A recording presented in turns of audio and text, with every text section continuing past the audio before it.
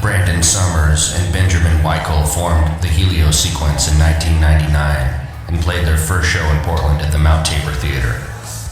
Summers plays guitar and sings while Weikel plays drums and keyboards. We are the Helio Sequence, and despite how we're dressed, we're a band. I can assure you we're not a law firm, or we're not going to come to sell you anything at your door after the show or anything like that. How do y'all feel about being inducted into the Oregon Music Hall of Fame? We were actually just talking about this. It's really an honor. We really feel grateful for being recognized by our peers here in Portland, and that's what it's really about for us, because we wouldn't, Helio Sequence wouldn't exist, and we wouldn't have been able to do what we had done if it weren't for all of the people that have encouraged us along the way. Yeah, and it's so many different people, so many different points, that it's different connections that just keep everything going. That, yeah, and we were trying to think of this list of people that we would think, and it just feels ridiculous, It's huge. Yeah, where it's like. Yeah, and the music industry in general is it can be a really difficult place to, kind of survive. brutal, I think survive is the right word, actually. But, the only way that you can do that is by having all the people around you that are encouraging you and giving you the little breaks when you need them, and checking in on you when you need the help. And Portland has a lot of that. It always has. Well, and it's strange, too, because even though the music industry is really brutal, and there's a lot of horrible people in the music industry. It's unfortunate. Yeah, there are. There's a lot of horrible people. There's a lot of people that, really just vultures taking advantage, middlemen, trying to scheme people. But it amazes me that there are so many music fans that just love music, and that's why they're doing it. And so it's kind of crazy to me that still exists. Yeah.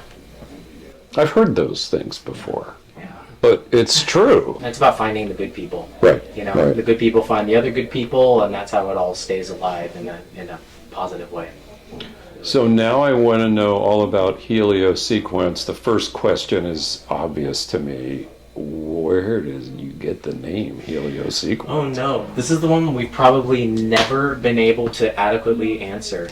And it really comes down to the fact that we didn't have a name at first. We were playing music, and to us and to the kind of music landscape at the time, it was kind of weird. We were two teenagers from the suburbs making music with a sequencer and a laptop and backing tracks, and people would come up and say, "Man, I know what you guys sound like King Crimson." Oh, you sound like Scorpions. Tears for Fears. And so we came up with all these names, and whenever we would tell people the names, they were horrible, granted. I'm not saying Helio Sequence is a great name, but they would kind of go, "Oh, okay," and you could tell on the look of their face that it was a failure. And somehow we were just brainstorming one day on the way to a show at U of O. Yeah. And I don't know, it was probably our friend at the time came up with very creative names. He probably dropped Helio Sequence as a name, and I remember telling somebody, and they said, "That's pretty cool."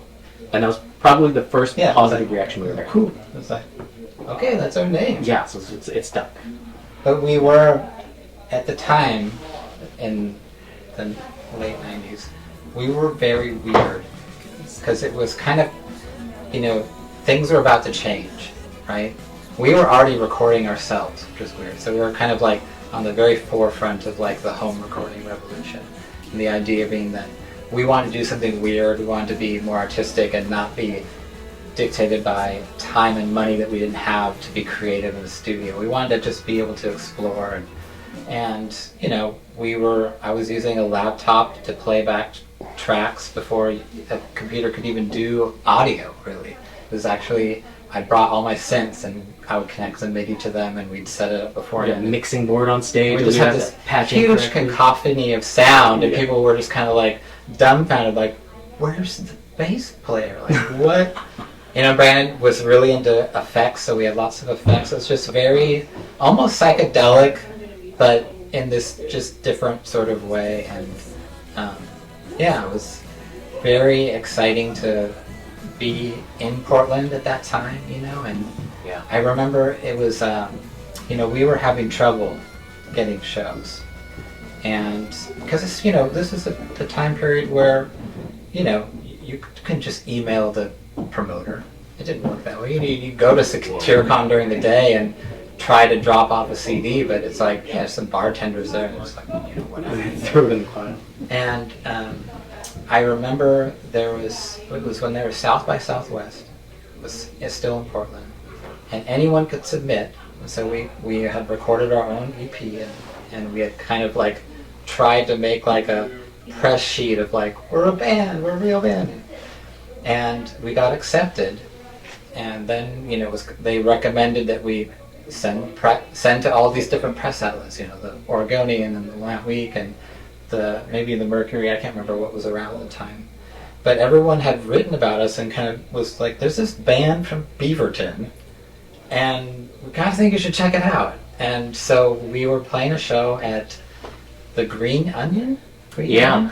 Right by the on the backside of Barbadi's Ridge.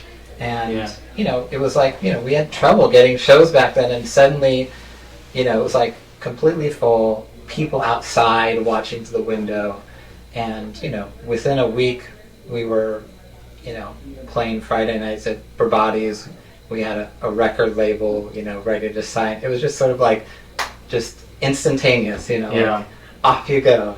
And that was really pivotal, and that was after years, I would say like 2 or 3 years of playing these tiny shows or trying to get shows with friends and just doing what everyone does. You're hustling, and somehow it came together there. Yeah. Our music and what we do is really rooted in our friendship. We were 2 kids in the suburbs that met each other and bonded first over, oh my gosh, you know this obscure music and you like it too, and that's where it all started. And all the music that we make is an extension of that.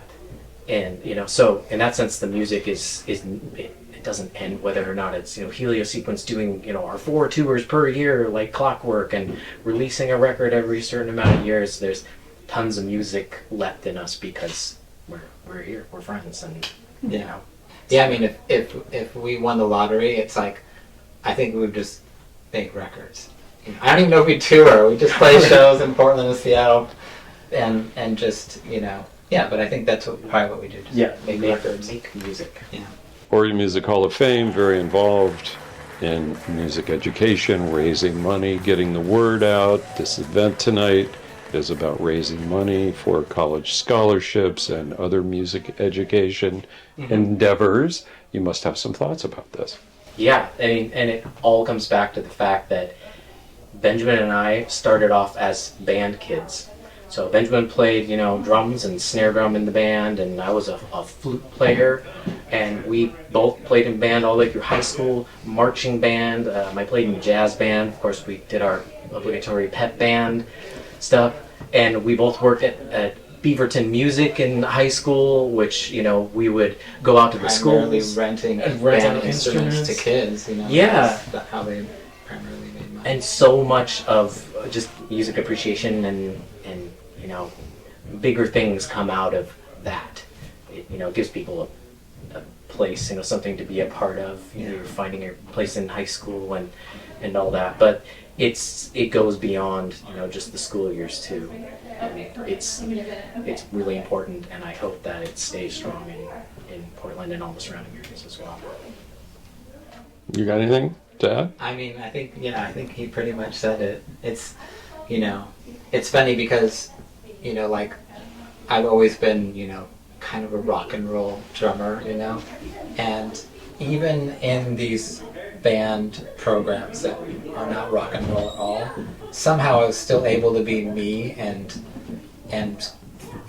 become who I am as a musician through those band programs. So yeah, it's hard to imagine what life would have been like without that.